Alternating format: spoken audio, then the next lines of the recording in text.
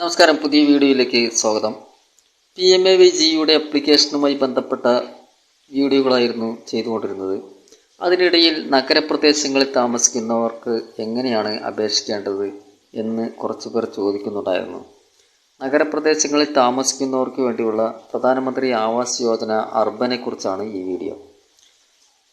PMAY urban എന്താണെന്നും അതിലേക്ക് എങ്ങനെ അപേക്ഷിക്കാമെന്നും വിശദീകരിക്കുകയാണ്. ഈ പദ്ധതി ഗ്രാമപഞ്ചായത്തുകളിലുള്ളവർക്കല്ല എന്ന കാര്യം ഓർക്കുക. അവർക്ക് വേണ്ടിയുള്ള വീഡിയോകൾ വേറെ ചെയ്തിട്ടുണ്ട്, അത് പോയി കാണാവുന്നതാണ്. പ്രധാനമന്ത്രി ആവാസ് യോജന അഥവാ PMAY എന്ന പദ്ധതി രണ്ട് വിധത്തിലുണ്ട്. ഒന്ന് PMAY ഗ്രാമീൺ, രണ്ട് PMAY അർബൻ. PMAY-G ഗ്രാമപ്രദേശങ്ങളിലുള്ളവർക്കും PMAY അർബൻ മുനിസിപ്പാലിറ്റി കോർപ്പറേഷൻ പരിധികളിൽ താമസിക്കുന്നവർക്കും ഉള്ളതാണ്. PMAY അർബനെ കുറിച്ച് പറയുമ്പോൾ അതിൽ തന്നെ 4 സ്കീമുകളുണ്ട്. ഒന്ന് BLC, 2 AHP, 3 ARH, 4 ISS. 3 തരം വരുമാന വിഭാഗങ്ങളുമുണ്ട്. ഒന്ന് EWS, 2 LIG, 3 MIG. ഇതൊക്കെ എന്താണെന്ന് വഴിയെ വിശദീകരിക്കാം. PMAY അർബനിലേക്ക് എങ്ങനെയാണ് അപേക്ഷിക്കുന്നത് എന്ന് പരിശോധിക്കാം. ആദ്യമായി നമ്മുടെ എലിജിബിലിറ്റി പരിശോധിക്കേണ്ടതായിട്ടുണ്ട്. അതിനായി ആദ്യം ഗൂഗിളിൽ PM ആവാസ് യോജന അർബൻ എന്ന് ടൈപ്പ് ചെയ്യുക. ടൈപ്പ് ചെയ്ത് സെർച്ച് ചെയ്യുമ്പോൾ വരുന്ന ഓപ്ഷനുകളിൽ PMAY അർബൻ എന്ന ടൈറ്റിലോടുകൂടി https:/pmayurban.gov.in എന്ന വെബ്സൈറ്റ് ഓപ്ഷൻ കാണാം. അവിടെ ക്ലിക്ക് ചെയ്ത് PMAY അർബൻ്റെ ഔദ്യോഗിക വെബ്സൈറ്റിലേക്ക് എത്തിയാൽ മുകൾ ഭാഗത്ത് തന്നെയായി അപ്ലൈ ഫോർ PMAY-U 2.0 എന്ന ബട്ടൺ കാണാം. അവിടെ ക്ലിക്ക് ചെയ്ത് കഴിഞ്ഞാൽ മറ്റൊരു പേജ് തുറന്നു വരും. 3 വരകളോട് കൂടിയ മെനു ബട്ടൺ ക്ലിക്ക് ചെയ്യുക. കുറേ ഓപ്ഷനുകൾ വരും. അതിൽ 4ാമത്തെ ഓപ്ഷനായി അപ്ലൈ ഫോർ PMAY-U 2.0 ഉണ്ടാകും. വീണ്ടും അതിൽ ക്ലിക്ക് ചെയ്യുക. അപ്പോൾ ഇൻസ്ട്രക്ഷൻ ഫോർ ദി യൂസർ എന്ന പേജ് വരും. അവിടെ PMAY കുറിച്ചുള്ള ഡീറ്റെയിൽസ് വിശദമായി കൊടുത്തിട്ടുണ്ട്. അതിന് താഴെയായി ബെനിഫിഷ്യറി ലെഡ് കൺസ്ട്രക്ഷൻ അഥവാ BLC എന്താണെന്ന് കൊടുത്തിട്ടുണ്ട്. ലഭിക്കുന്ന സാമ്പത്തിക സഹായം ഉപയോഗിച്ച് ഗുണഭോക്താവ് തന്നെ നേരിട്ട് വീട് നിർമ്മിക്കുന്ന രീതിയാണ് BLC. ഈ പദ്ധതിക്ക് 2.5 ലക്ഷം രൂപയാണ് ആനുകൂല്യമായി ലഭിക്കുക. അതിന് താഴെയായി AHP അഥവാ അഫോർഡബിൾ ഹൗസിംഗ് ഇൻ പാർട്ട്ണർഷിപ്പ് എന്താണെന്ന് വിശദമായി കൊടുത്തിട്ടുണ്ട്. ചുരുക്കി പറഞ്ഞാൽ ലഭിക്കുന്ന സാമ്പത്തിക സഹായം ഉപയോഗിച്ച് പൊതുമേഖലയിലെയോ സ്വകാര്യ മേഖലയിലെയോ ഏജൻസികളുടെ സഹായത്തോടെ ഫ്ലാറ്റുകൾ നിർമ്മിച്ച് ഗുണഭോക്താക്കൾക്ക് നൽകുന്ന രീതിയാണ് AHP. ഈ സ്കീമിലും 2.5 ലക്ഷം രൂപയാണ് അനുവദിക്കുക. അടുത്ത സ്കീം ARH അഥവാ അഫോർഡബിൾ റെൻ്റൽ ഹൗസിംഗ് എന്ന് പറയുന്നത് സ്വന്തമായി അല്ലാതെ ഹ്രസ്വകാല അടിസ്ഥാനത്തിൽ വീട് ആവശ്യമുള്ള നഗരവാസികൾക്ക് താങ്ങാനാവുന്നതും ശുചിത്വമുള്ളതുമായ താമസ സ്ഥലങ്ങൾ ഉറപ്പാക്കുന്നതിന് വേണ്ടിയുള്ളതാണ്.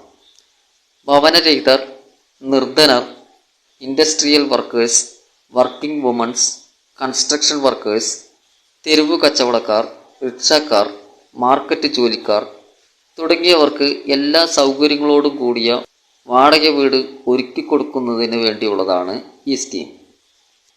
BLCയും AHPയും EWS വിഭാഗത്തിലുള്ളവർക്കുള്ളതാണ്. ARHലേക്ക് EWS, LIG വിഭാഗങ്ങൾക്ക് അപേക്ഷിക്കാം. അടുത്ത സ്കീം ISS അഥവാ ഇൻട്രസ്റ്റ് സബ്സിഡി സ്കീം. വീട് വയ്ക്കുന്നതിനോ പുനർനിർമ്മാണത്തിനോ ബാങ്ക് വായ്പയെടുത്തവർക്കോ എടുക്കുന്നവർക്കോ പലിശ സബ്സിഡി കിട്ടുന്ന സ്കീമാണിത്.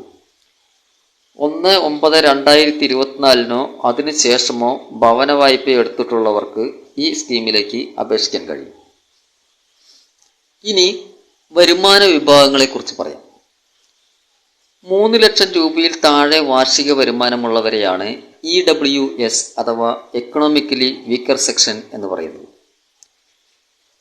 3 ലക്ഷം മുതൽ 6 ലക്ഷം രൂപ വരെ വാർഷിക വരുമാനമുള്ളവരെയാണ് LIG അഥവാ ലോ ഇൻകം ഗ്രൂപ്പ് എന്ന് പറയുന്നത്. 6 ലക്ഷം മുതൽ 9 ലക്ഷം രൂപ വരെ വാർഷിക വരുമാനമുള്ളവരെയാണ് MIG അഥവാ മിഡിൽ ഇൻകം ഗ്രൂപ്പ് എന്ന് പറയുന്നത്. ഇതെല്ലാം വായിച്ച് മനസ്സിലാക്കിയതിന് ശേഷം ഏറ്റവും അടിയിലായി കാണുന്ന ക്ലിക്ക് ടു പ്രൊസീഡ് എന്ന നീല ബട്ടണിൽ ക്ലിക്ക് ചെയ്ത് പുതിയ പേജിലേക്ക് പോകുക. ഈ പദ്ധതിയിലേക്ക് അപേക്ഷിക്കാൻ എന്തൊക്കെ ഡോക്യുമെൻറ്റ്സ് വേണമെന്ന് വിശദമായി ഈ പേജിൽ കൊടുത്തിട്ടുണ്ട്. 1, 2, 3, 4, 5 നമ്പർ ഇട്ടുകൊണ്ട് ഏതൊക്കെ ഡോക്യുമെൻറ്റ്സ് വേണമെന്ന് എഴുതി വെച്ചിട്ടുണ്ട്. 1. Applicants Aadhaar details. 2. Aadhaar details of family members. 3. Active bank account details of the applicant. 4. Income proof. Income proof upload ചെയ്യേണ്ടതായിട്ടുണ്ട്. അതിന് PDF മാത്രമാണ് അനുവദിച്ചിട്ടുള്ളത്. അത് 100 KB സൈസിലുള്ള ഫയലായിരിക്കണം. 5. Land document in case of BLC vertical. അതും അപ്ലോഡ് ചെയ്യേണ്ടി വരും. അപ് ടു 1 MB PDF ഫയലാണ് വേണ്ടത്. ഇതൊക്കെ വായിച്ചതിന് ശേഷം അടിയിലായി കാണുന്ന പ്രൊസീഡ് ബട്ടൺ ക്ലിക്ക് ചെയ്യുക. അപ്പോൾ പുതിയ പേജ് വരും. ഇത് എലിജിബിലിറ്റി ചെക്ക് ചെയ്യാനുള്ള പേജാണ്. ആദ്യമായി കാണുന്ന സെലക്ട് സ്റ്റേറ്റ് എന്ന കോളത്തിൽ ക്ലിക്ക് ചെയ്താൽ സ്റ്റേറ്റുകളുടെ ലിസ്റ്റ് വരും. അതിൽ നിന്ന് നമ്മുടെ സ്റ്റേറ്റ് തിരഞ്ഞെടുക്കാം. അതിനടിയിലായി ഹൗസ് ഹോൾഡ് ആനുവൽ ഇൻകം ചോദിച്ചിട്ടുണ്ട്. അവിടെ വരുമാന സർട്ടിഫിക്കറ്റുള്ള വാർഷിക വരുമാനം ടൈപ്പ് ചെയ്ത് കൊടുക്കണം. അത് കഴിഞ്ഞാൽ 3 ഓപ്ഷനുകൾ കാണാം. Beneficiary led construction, affordable housing in partnership, interest subsidy scheme. നേരത്തെ പറഞ്ഞതനുസരിച്ച് ഏത് സ്കീമാണോ വേണ്ടത് അത് സെലക്ട് ചെയ്യുക. അതിന് താഴെയായി do you own a pucca house anywhere in India എന്ന് ചോദിച്ചിട്ടുണ്ട്. ഇന്ത്യയിൽ എവിടെയെങ്കിലും നിങ്ങൾക്കൊരു പക്ക വീടുണ്ടോ എന്നാണ് ചോദിക്കുന്നത്. അത് യെസ് ഓർ നോ കൊടുക്കുക. നോ ആണ് കൊടുക്കേണ്ടത്. അടുത്തതായി have you availed benefit under any housing scheme of central or state government to past 20 years എന്ന് ചോദിക്കുന്നു. കഴിഞ്ഞ 20 വർഷത്തിനിടയിൽ കേന്ദ്ര സംസ്ഥാന സർക്കാരുകളുടെ ഏതെങ്കിലും ഭവന പദ്ധതിയുടെ ആനുകൂല്യം നിങ്ങൾക്ക് ലഭിച്ചിട്ടുണ്ടോ എന്നാണ് ചോദിക്കുന്നത്. യെസ് ഓർ നോ സെലക്ട് ചെയ്യണം. അത് ലഭിച്ചിട്ടില്ലാത്തവർക്കാണ് ആനുകൂല്യം ലഭിക്കുക. അത് ചെയ്തു കഴിഞ്ഞാൽ അടിയിലായി കാണുന്ന എലിജിബിലിറ്റി ചെക്ക് എന്ന നീല ബട്ടണിൽ ക്ലിക്ക് ചെയ്യുക. ഉടനെ ആധാർ ഓതൻറ്റിക്കേഷന് വേണ്ടിയുള്ള പേജ് വരും. ഇവിടെ ആകെ 2 കോളമാണ് പൂരിപ്പിക്കാനുള്ളത്. 1 ആധാർ നമ്പർ. അത് ടൈപ്പ് ചെയ്തതിന് ശേഷം തൊട്ടു താഴെ നെയ്മസ് ഫോർ ആധാർ എന്ന കോളമുണ്ട്. അവിടെ ആധാർ കാർഡിൽ എങ്ങനെയാണോ പേരുള്ളത് അതുപോലെ ടൈപ്പ് ചെയ്യുക. വായിച്ച് നോക്കിയ ശേഷം ഏറ്റവും താഴെയായി ചുവന്ന അക്ഷരത്തിൽ click here to indicate that you have read and agree to share Aadhaar എന്നതിന് നേരെയുള്ള ചെറിയ ചതുരത്തിൽ ടച്ച് ചെയ്ത് ടിക്ക് മാർക്ക് കൊടുത്തതിന് ശേഷം ജനറേറ്റ് OTP എന്നതിൽ ടച്ച് ചെയ്യുക. ഉടനെ ഒരു OTP ഫോണിലേക്ക് വരും. ആ നമ്പർ എൻ്റർ OTP എന്ന കോളത്തിൽ ടൈപ്പ് ചെയ്ത് സബ്മിറ്റ് ബട്ടൺ ക്ലിക്ക് ചെയ്യുക. ഇപ്പോൾ അപ്ലിക്കേഷൻ പേജ് വരും. മുകളിൽ തന്നെ കാണാം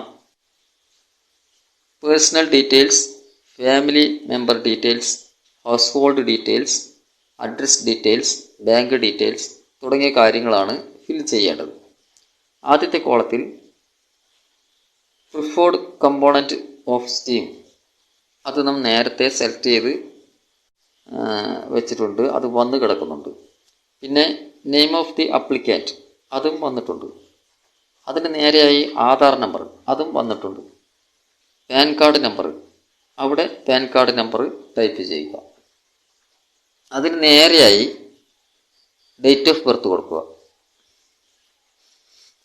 അതിന് താഴെ മൊബൈൽ നമ്പർ കൊടുക്കാനുള്ള കോളമുണ്ട്. അവിടെ മൊബൈൽ നമ്പർ കൊടുക്കുക.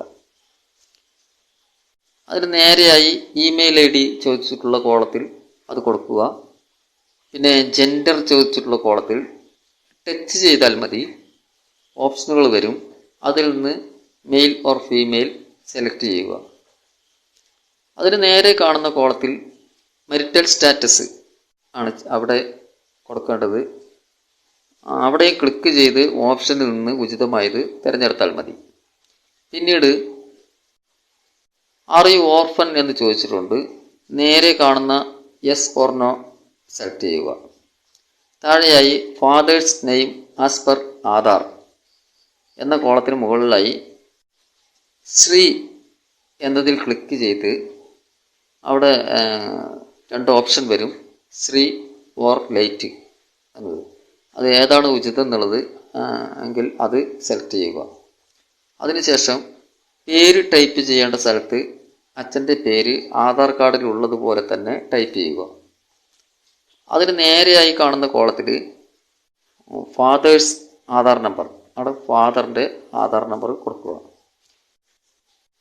താഴെ mothers name as per Aadhaar, ഇവിടെയും ഇപ്പോൾ ചെയ്ത പോലെ തന്നെ ആധാർ നമ്പറിലുള്ള പോലെ അമ്മയുടെ പേര് കൊടുക്കുക. അതുപോലെ നേരെ കാണുന്ന കോളത്തിൽ അമ്മയുടെ ആധാർ നമ്പർ കൊടുക്കുക. പിന്നെ ചോദിച്ചിട്ടുള്ളത് എംപ്ലോയ്മെൻറ്റ് സ്റ്റാറ്റസ് ആണ്. അത് അവിടെ ടച്ച് ചെയ്യുമ്പോൾ ഓപ്ഷനുകൾ വരും, അതിൽ നിന്ന് ഉചിതമായത് തിരഞ്ഞെടുത്താൽ മതി. അതുപോലെ തന്നെ ഒക്യുപ്പേഷനെ കുറിച്ച് ചോദിച്ചിട്ടുണ്ട്. അപ്പോൾ നമ്മുടെ ജോലി എന്താണെന്ന് വെച്ചാൽ അതിനനുസരിച്ച് ആ ഓപ്ഷനുകളിൽ നിന്ന് തിരഞ്ഞെടുത്താൽ മതി. പിന്നെ ചോദിച്ചിട്ടുള്ളത് റിലീജിയൻ, അതും അവിടെ ടച്ച് ചെയ്ത് കഴിഞ്ഞാൽ ഹിന്ദു, ക്രിസ്ത്യൻ, മുസ്ലിം എന്നൊക്കെ പറഞ്ഞിട്ട് ഓപ്ഷനുകൾ വരും, അതിൽ നിന്ന് തിരഞ്ഞെടുത്താൽ മതി. പിന്നെ കാറ്റഗറി ചോദിച്ചിട്ടുണ്ട്. അവിടെ ടച്ച് ചെയ്യുന്ന സമയത്ത് SC, ST, ജനറൽ, OBC എന്നുള്ള ഓപ്ഷനുകളൊക്കെ വരും. അതിൽ നിന്ന് ഏതാണ് ഉചിതം എന്നുണ്ടെങ്കിൽ അത് സെലക്ട് ചെയ്യുക. SC, ST വിഭാഗത്തിന് ജാതി സർട്ടിഫിക്കറ്റ് അപ്ലോഡ് ചെയ്യേണ്ടി വരും. പിന്നെ എഡ്യൂക്കേഷൻ ക്വാളിഫിക്കേഷൻ ചോദിച്ചിട്ടുണ്ട്. അതും ആ ഓപ്ഷനുകളിൽ നിന്ന് തിരഞ്ഞെടുത്താൽ മതി. താഴെയായിട്ട് PM Svanidhi, building and construction worker, anganwadi worker, PM വിശ്വകർമ്മയ്ക്ക് കീഴിൽ ആർട്ടിസാൻസ് തുടങ്ങിയവയുടെ ഗുണഭോക്താവാണോ എന്നാണ് ചോദിച്ചിട്ടുള്ളത്. അവിടെ യെസ് ഓർ നോ സെലക്ട് ചെയ്യുക.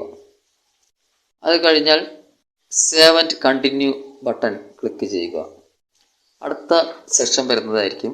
ഇനിയുള്ള സെക്ഷനിലേക്ക് കടക്കണമെങ്കിൽ ഇതെല്ലാം കൃത്യമായി പൂരിപ്പിച്ച ഒരു ബെനിഫിഷ്യറിക്ക് മാത്രമേ കഴിയൂ എന്നുള്ളതുകൊണ്ട് കാണിച്ചു തരാൻ കഴിയില്ല. ഇതുപോലെ തന്നെ വരുന്ന പേജിലെ കാര്യങ്ങൾ കൃത്യമായി പൂരിപ്പിക്കുക. അവിടെ അഡ്രസ് ഡീറ്റെയിൽസ് ചോദിക്കും, വീട്ടു നമ്പർ, സ്ട്രീറ്റ് നമ്പർ, സ്റ്റേറ്റ്, ജില്ല, പിൻകോഡ് തുടങ്ങിയവയെല്ലാം പൂരിപ്പിക്കേണ്ടതായി വരും. വീട് പണിയാൻ ഉദ്ദേശിക്കുന്ന സ്ഥലത്തിൻ്റെ അഡ്രസ്സ് ചോദിച്ചിട്ടുണ്ടാവും. പിന്നെ ഡോക്യുമെൻ്റ് അപ്ലോഡ് ചെയ്യേണ്ടി വരും. വീട് പണിയാൻ ഉദ്ദേശിക്കുന്ന സ്ഥലത്തിൻ്റെ ഡോക്യുമെൻ്റ് അപ്ലോഡ് ചെയ്യേണ്ടി വരും. എത്ര വർഷമായി ഇവിടെ താമസിക്കുന്നു എന്ന ചോദ്യമുണ്ടാകും.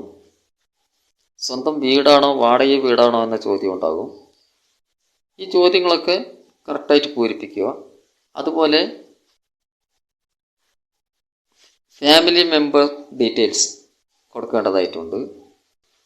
ആദ്യത്തെ അംഗത്തിൻ്റെ പേര്, ഡേറ്റ് ഓഫ് ബർത്ത്, അപേക്ഷകനുമായുള്ള ബന്ധം, ആധാർ നമ്പർ, ജോലി തുടങ്ങിയവയെല്ലാം കൊടുത്തതിന് ശേഷം ആഡ് എന്ന ബട്ടണിൽ ക്ലിക്ക് ചെയ്ത് അടുത്ത അംഗത്തിൻ്റെ ഡീറ്റെയിൽസ് കൊടുക്കുക.